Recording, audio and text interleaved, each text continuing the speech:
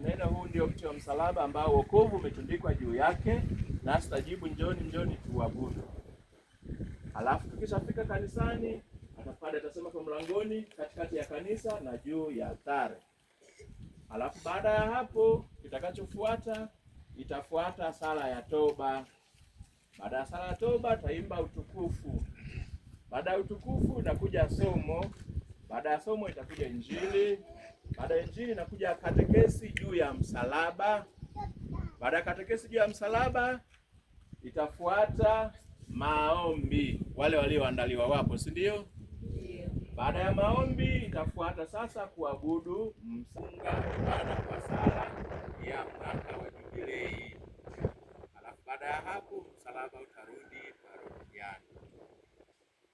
Basi baada ya maneno hayo tuanze sehemu ya kwanza, wahusika na kuandaa msalaba.